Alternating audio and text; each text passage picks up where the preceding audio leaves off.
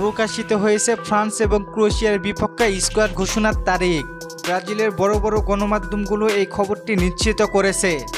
France এবং ক্রোয়েশিয়ার ম্যাচে ফিরেছেন বর্তমান সময়ের সেরা 3 জন প্লেয়ার।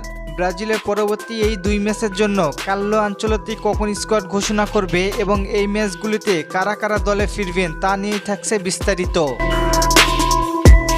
আগামী মাসে ব্রাজিল 2026 বিশ্বকাপের জন্য প্রস্তুতি নিতে ফ্রান্স ও ক্রোয়েশিয়ার বিপক্ষে 2টি প্রীতি ম্যাচ খেলবে।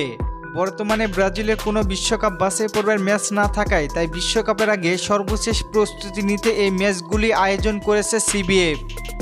কার্লো আনচেলত্তি বলেন, আমাদের যেহেতু কোনো বাছাই পর্বের ম্যাচ নেই তাই আমরা বর্তমান সময়ে বিশ্বের শক্তিশালী দলগুলোর বিপক্ষে ফ্রেন্ডলি ম্যাচ খেলে 2026 বিশ্বকাপের জন্য শক্তিশালী একটি দল গঠন করতে চাই এবং বিশ্বকাপে গিয়ে ভালো কিছু করতে চাই।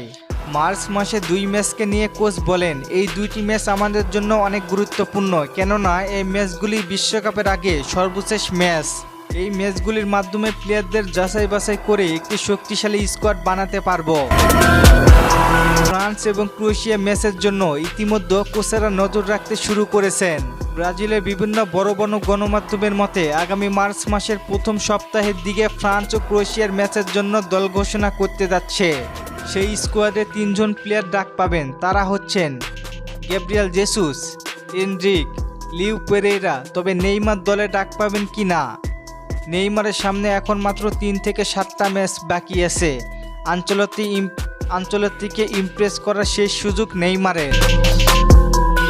মার্চের স্কোয়াড বিশ্বকাপের আগে শেষ কলাপ।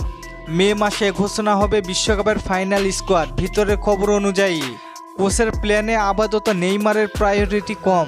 16 ফেব্রুয়ারি ভেলো ক্লাবের বিপক্ষে হেরে গেলে নেইমার পাবে মাত্র 2টি ম্যাচ, ভাস্কো দা গামা এবং মিরাসোলের বিপক্ষে। আর দল কোয়ার্টার বা সেমিফাইনালে গেলে সুযোগ বাড়তে পারে সর্বোচ্চ 7টা ম্যাচ পর্যন্ত। সহজ কথা, এই কয়েকটা ম্যাচই ঠিক করবে নেইমারের বিশ্বকাপের ভাগ্য। আপনাদের কি মনে হয়, নেইমার কি পারবে বিশ্বকাপ খেলতে? জানিয়ে দিন কমেন্ট করে। আর ফুটবলকে নিয়ে নতুন কোনো প্রশ্ন থাকলে করতে পারেন, পরবর্তী ভিডিওতে রিপ্লাই করব। ধন্যবাদ।